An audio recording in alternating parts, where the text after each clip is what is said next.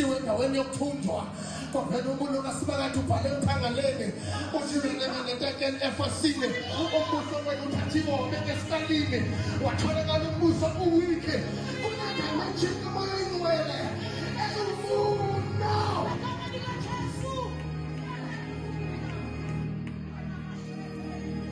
yazi Musa ikhona into engiyithandayo ngomuntu kaJehova umuntu kaJehova ukukhombisa idakwa ukukhombisa ukuthi umprofeti lo bathi abantu abahlala nesidaba bathi siyamazi lo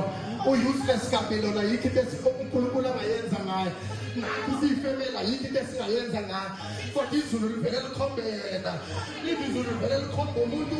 ongafundanga ongakwazi nokufunda iBhayibheli athi umoya engcwele ngizosichazela yena mina iBhayibheli asikho isidingo sokuthi akwazi ukufunda amagama bathi abantu angafundanga bathi abantu angaqualify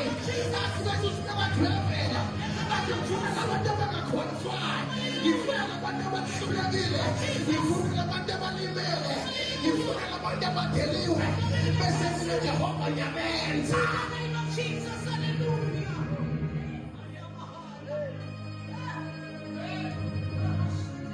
lo muntu ngothanda ukwenza into enjalo bathi amandebele ukwenza inkariso mraro uzime isimulo jabo lo muntu lo ke wakhombure habe eJericho bathi abantu abangcwele bakhona izulu lakhomba isifebe sendawo wathi wena Israel ngeke usindiswe abanye abantu futhi ngeke ufihlwe abanye abantu urehabo zokufihla wena